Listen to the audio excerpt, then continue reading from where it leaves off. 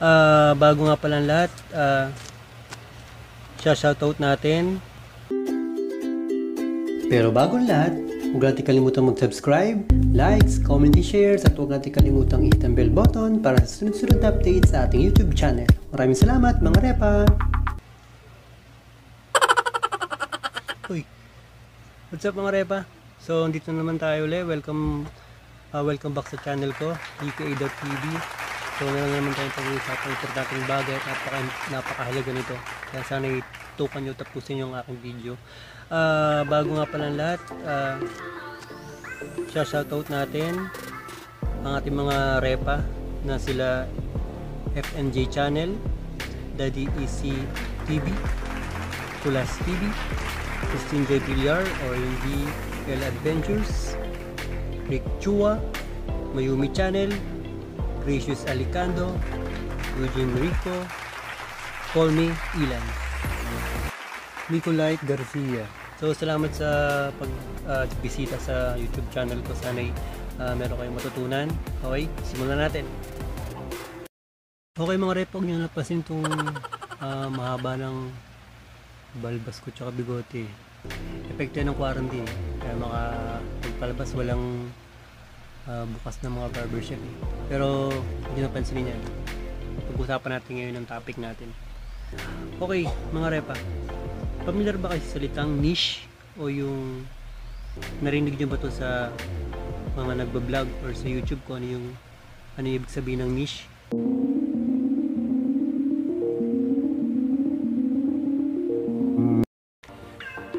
Okay mga repa, kung nagsisimula ka pa lang sa pag-YouTube or pag-vlog at kakasimula mo pa lang na mag-upload at na mag-promote ng YouTube channel mo, so pwede kayong may matutunan dito. Okay, ang niche ito yung pinaka-content or yung pinaka-topic mo sa ginagawa mong YouTube channel or yung mga video na upload mo, yung laging topic. Okay mga repa, base sa Google, sa kaibigan natin si Google, ang meaning ng niche ay sabi dito, a specialized segment of the market for a particular kind of product or service. So ito mga repa yung kung may business ka halimbawa, ano yung pinaka magiging produkto mo o yung makikilala yung kumpanya nyo dahil dun sa produkto nyo. Kumbaga sa mga restaurant, yung mga specialty nyo, kung saan kilala yung restaurant nyo sa pagkain na yun. So yun yung sa meaning ng niche dun sa Google, kung iaano siya sa market or sa product at services. Okay mga repa, bilang nagsisimulang vlogger o video content creator sa YouTube, napakahirap magpapansin. Napakahirap mag-isip ng mga video content para mapansin ka ng tao. Ang hirap maghanap ng mga magsa-subscribe sa'yo. Ang hirap ng manonood sa videos mo sa YouTube. Ang hirap ay pumasyal, di ba? Kasi ganun talaga, struggle talaga simula kapag nagsimula kang mag-vlog. So, kailangan mo ng particular na topic o video content para makilala ka ng tao o dun magsisimula na maiisip ng tao na kapag nasabi yung pangalan mo o nabanggit yung pangalan mo, isipin nila agad yung content mo dun sa videos mo sa YouTube. Well mga repa, para sa akin hindi naman masama kung mag-upload ka ng iba't ibang content. Tulad ko sa YouTube channel ko, may mga iba't iba rin akong content, like ito, tulad to, information, topic, tsaka trivia. Meron din akong about sa basketball. Meron din akong sa sports. Tsaka may mga short story din ako.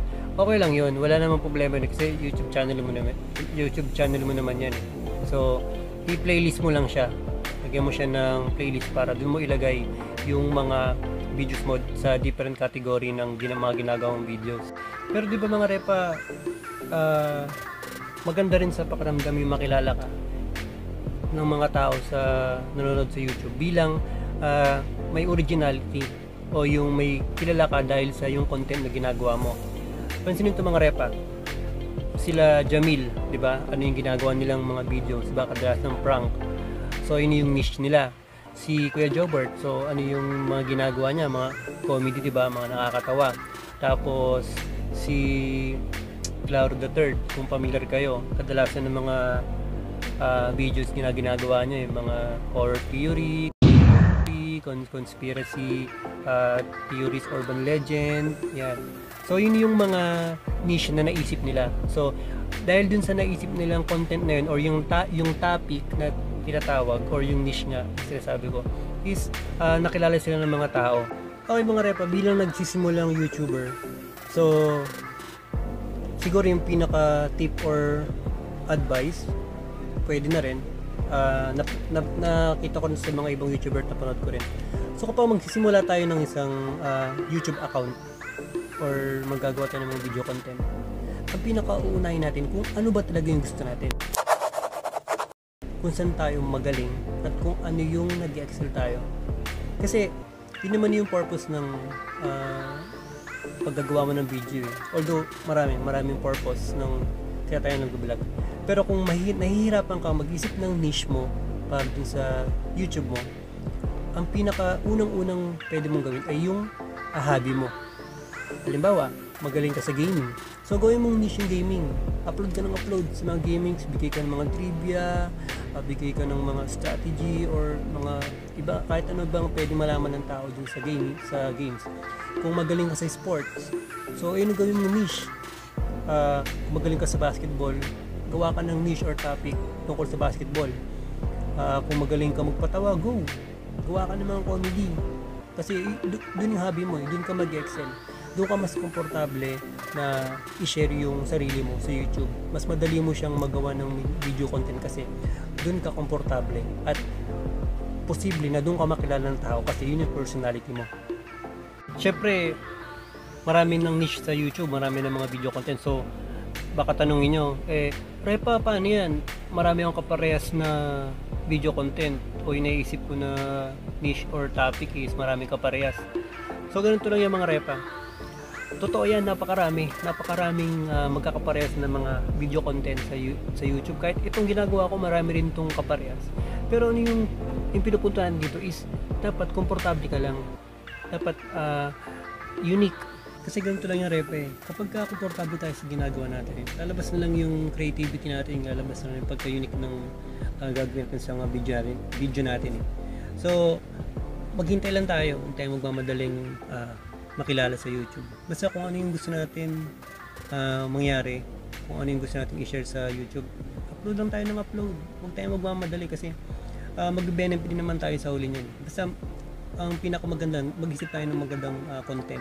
Dapat quality tsaka talagang may sense naman kahit paano. Kasi mga repa, yung mga iniidolo natin at mga kilala natin mga YouTuber, hindi yan nakilala agad-agad. Maraming pinaghirapan yan. Maraming mga videos din yan ng mga hindi sumikat. Marami din mga ginawa yan na hindi nag-click sa tao. Pero tumagal ang panahon, nakilala din sila kasi nakakagawa sila ng mga video na komportable silang gawin. So habang tumatagal, nakikilala rin sila. So kaya magtiyaga lang tayo mga repa kasi wala naman tayong magagawa kundi tiyaga lang talaga at manalangin sa taas. At lagi tayong magawa ng mga video content na talagang may quality. So ayan mga repa, na nasabi na natin kung na-discuss yung meaning at kung ano ba yung niche dito sa YouTube. So kung nagustuhan nyo mga repa, salamat at sana yung kayo magsawang sumuporta. At kung mga hindi pa kayo nakakapasyal dito sa ating YouTube channel, sana wag po kayong makalimutan mag-subscribe, mag-like at mag-comment kung ano po yung mga pwede nating gawin pa or yung mga kung nagustuhan nyo man o hindi, i-comment lang po natin, wala problema sa akin. At huwag practically hit ang notification bell para maging update po tayo sa mga sunod ng mga impormasyon pang ating sasabihin sa ating YouTube channel. Okay, maraming salamat mga repa.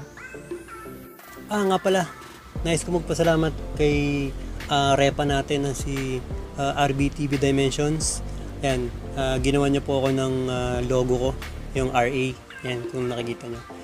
Salamat, Repang RB TV Dimension. Sana tuloy-tuloy lang ating support at God bless.